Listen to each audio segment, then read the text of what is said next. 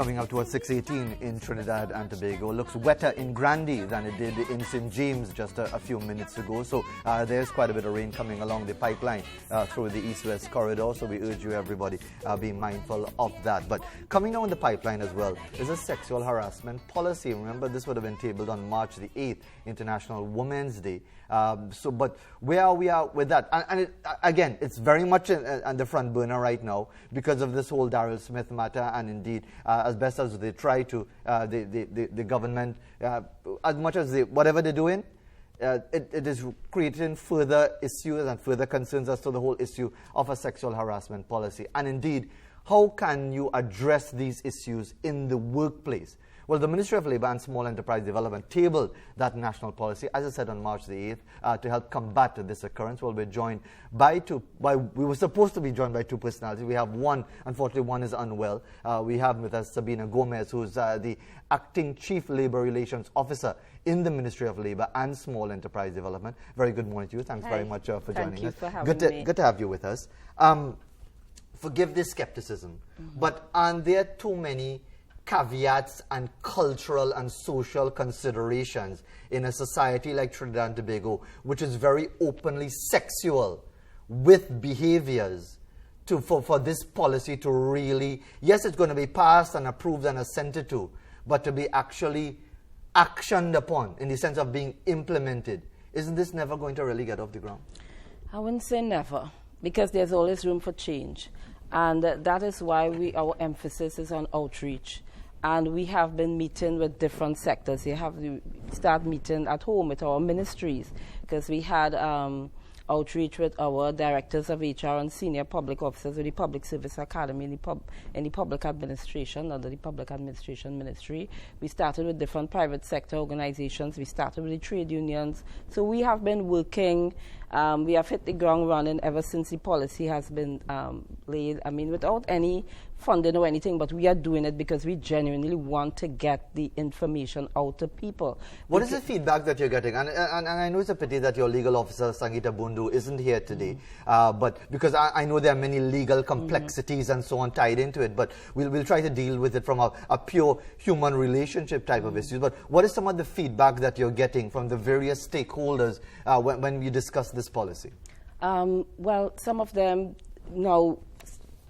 companies where there's a recognized majority union, a lot of them have sexual harassment already in their collective agreement. So it's not anything new that we are trying to introduce that wasn't already there. Maybe it needs to be beefed up, or maybe it needs to be more aligned with the national policy. But there are companies and trade unions who have been proactive and would have included that in their collective agreement. So we have a foundation within which to build on. Now it's to get to what I found since the policy was launched. The claims that the persons who have been coming forward with claims of sexual harassment, sometimes it's so, I mean, for me as an individual, because I would want to treat with those cases personally, so I would ask to see those persons. And the kind of things that I'm hearing, sometimes I can't, But just, again, because we don't have a legal person to give us some perspective, I just want let's just say that I am accused of sexually harassing somebody in this environment, but there's only two people involved in it. There are no witnesses. There's no camera, and even the camera can't record what we say. Isn't it my word against yours? Yes, it is. And that's where it comes. That's why we tell persons when it happens, you have to document everything. And then look at the environment of the workplace. Okay, but what I'm saying is that even if you document everything, that I said so-and-so inappropriately, and I said it again, and whatever, and I say, you're lying. That you are out to get me because you want my job, you want my position, you're just jealous and so on, that because how woman is, they always feel that so-and-so and whatever, and you are trying to get me to lose my job. So, again, all the evidence that you have documented still come down to my word against yours. Exactly, and then sometimes you look at the environment in which you work, what takes place within the environment. Sometimes you work in a very loose environment where people use abusive language to each other. So when you find you work in an environment like that where it's not structured, or they don't have a disciplinary procedure or a code of ethics, you find that it's more likely that things like that will happen. So you would look at what takes place within the workspace that the individual working. And you have to properly investigate it, and then it comes down to who is a credible witness, who you believe, whose story you believe. If the person have their facts documented, date, times, and they're very consistent. Well, what they consider to be the facts? Well, of course, it happens to them. So, I mean... Or they claim it happened to them. As I said, they could be making it up. Exactly. Now, that could be, that's why we put in the policy that you could have false claims made against, an allegation made against somebody. And that's why it has to be properly investigated, and persons have to be so trained within the organization to properly investigate each side. And then it comes down to, who you believe, and whatever appropriate action needs to be taken, then it's taken. Is it therefore too cumbersome, too complicated, because it is about personal and human relationships? Is it And because in Trinidad and Tobago we have a serious problem with implementation of many different policies, you might want to say that this has to become law. But in reality, it will never become law or actionable law because it's just so difficult to police in a place like Trinidad and Tobago. Well, the ILO has recently laid the convention and the recommendation ending violence and harassment in the workplace, Convention 190, I think.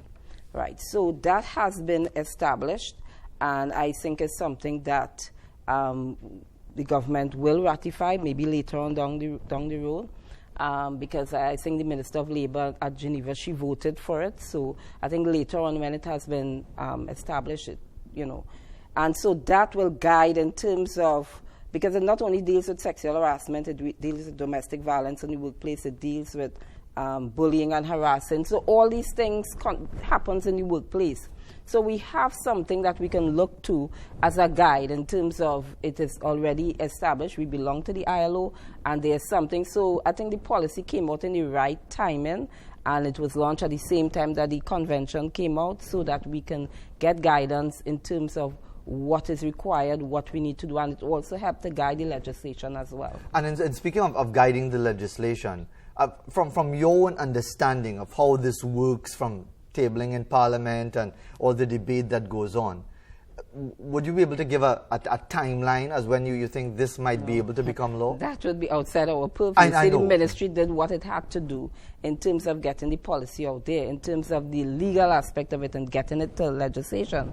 That is outside the purview of the ministry. I hear you, but you think this is going to see the light of day? Well, it has to, because, you see, because it's... Why does it have to? Because some people will say, if you would allow me, because I mean, when we talk about defining sexual harassment, physical, verbal, non-verbal, other conduct affecting the dignity of women and men, and let me just go to what is not defined as sexual harassment. Occasional compliments that are socially and culturally acceptable. How do you define that? Because we just had the president of the industrial court saying last week that if you're walking past and somebody insult you or make a little comment and thing, you might feel a little how, and that she's been called darky all the time and so on.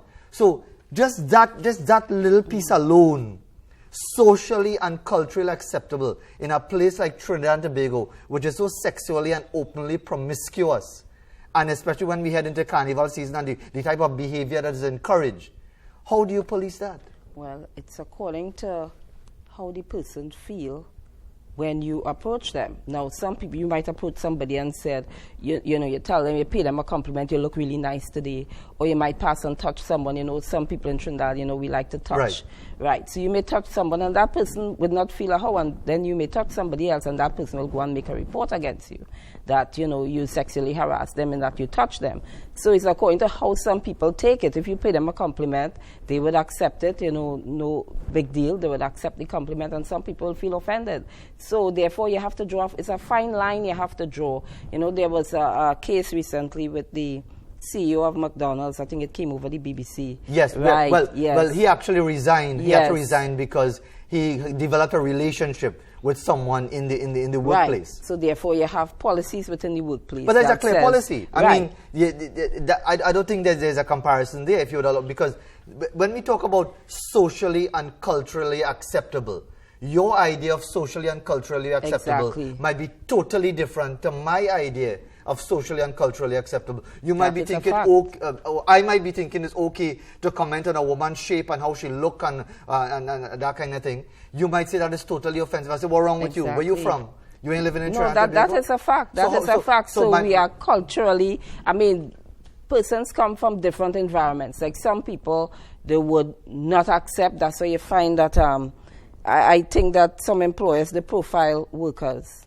Because some people will take it in silence and suffer in silence, and other people will object forcefully and say, no, this is not happening, I don't appreciate it. And some people will take it and they will quiet. And I have come across, you know, elder person brought someone to my office, a young girl. It has been taking place. The owner of the business is an older person, and he has been sexually harassing her. Now, her consideration, what she's considering, okay, if I lose this job, I don't have another job to go to.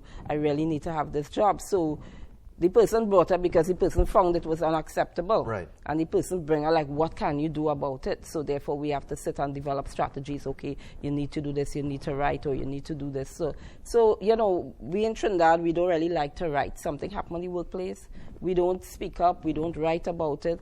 And part of our implementation plan is going back to the schools. We have a plan in place to really probably liaise with the Ministry of Education, collaborate with the Ministry of Education, a speak up campaign for within schools, because it has to start from somewhere. If you want to change the culture, change the way we interact with each other, and it's not something that the Ministry of Labour could do alone, because even we are linking with Ministry, in Office of the Prime Minister, gender, because you can't deal with sexual harassment or dealing with gender issues. Well, I mean, I don't want to draw you into the politics, but the Prime Minister referred to a woman as a golf course.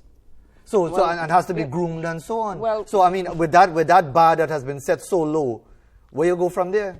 Well, we have the policy, and the policy bar is set very high in terms of what we want to see going forward in this country.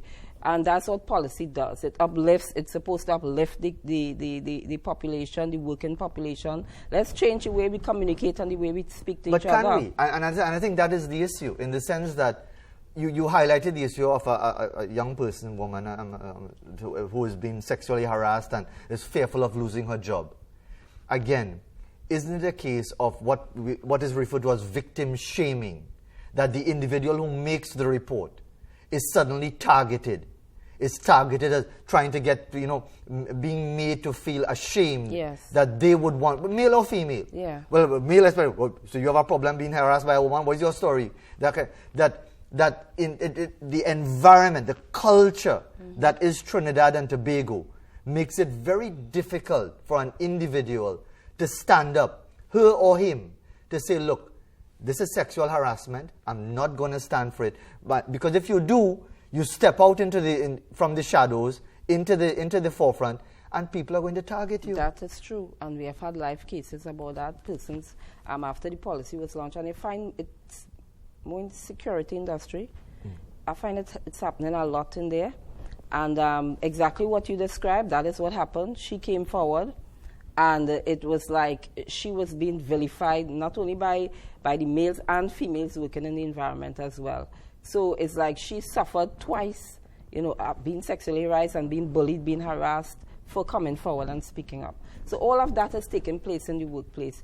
You know, when we were doing the policy, a gentleman came in at the very last when we were finalizing the policy, and he came in with a recommendation of change management. You know, he said you must have a change team in organizations when you're bringing in new policy and you want persons to change their attitude, the behavior, the way we speak to each other. So having orientation sessions, because we recommend in the policy that companies have orientation sessions, zero tolerance, because it has to start somewhere. I don't believe that, you know, we are, like I think I mentioned it last time, when nobody in Trinidad used to wear seatbelts. Right. Now we wear seatbelts. Right? So change has to start somewhere, and if it starts, and we have to do all that we can to really educate the public. Because, you know, one thing I realized that people don't listen to traditional media. they don't read. So sometimes you're putting out information and people still tell you, I don't know. Right. So therefore, we have to devise different ways and means. Do you probably have to develop a social media strategy? Yes, have people more involved in that environment to discuss it? Yes, so we do. That's part of our implementation plan, and that's why, we want to collaborate as much as possible, even for our migrant workers. They're in Trinidad and they are workers, so they have a right being to exploited? Be protected Sexually like and everybody. otherwise. Right, so that is why we are going to have the policy, and not only that, our brochures develop in Spanish so they can read, because you can't have people coming into your workspace and being victimized, harassed, I mean, we wouldn't like it for ourselves when we go abroad, and in the 80s where Trinidadians went abroad and worked. Right? So therefore, you have to treat others as you expect to be treated. And before we conclude, I'd like to get a sense as to, if people want to get more information and so on this policy and where they can access that information, whether we're talking about employers or employees and so on, how they can inform themselves of it. But as far as setting the bar, and because, as you said, you have to start somewhere. But the question is, where do we start? Do we start at a standard set by the ILO in Geneva? Do we start with a standard set by CARICOM? Do we start with a standard set by Trinidad and Tobago, given our cultural and socially acceptable considerations, which allow for a certain level of sexually intonated discourse that seems to be normal? So where do we actually draw the line in relation to this? I think we could start with the policy, because the policy is, we looked at best practice from all over the world, and it's also good to look at best practice, right? What has taken place, persons who would have had sexual harassment policies developed before us, look and see what is taking place in the region. So look at CARICOM, and then we develop something that could address what is taking place within our environment and look into what's the future. Because I always believe that when we develop in legislation, it should always be not, yes, what is happening now, but also looking down the road 10 years, 20 years from now. Will it be relevant? So you have to be relevant in terms of the legislation that they put forward. And if people want to get more information on this policy, what do they have to do? The policies on the website, MOLSED, www.molsed.gov.tt. Or they can email us at conciliation.mol at gov.tt if they want us to come in and do a sensitization program.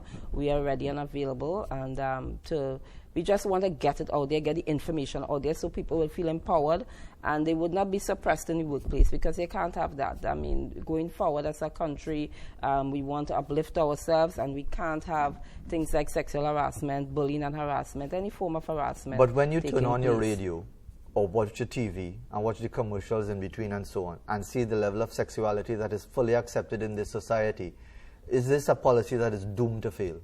I don't watch TV. You don't watch TV? No. Okay. All right, Ms. Gomez.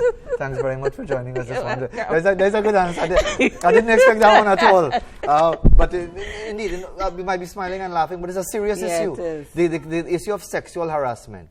Is it really something that Trinidad and Tobago today is interested in, not just having it on paper, but being able to take action on it and being able to ensure that it's a safer environment for females and males in Trinidad and Tobago? 6:35 in TNT. We'll be back right after this break.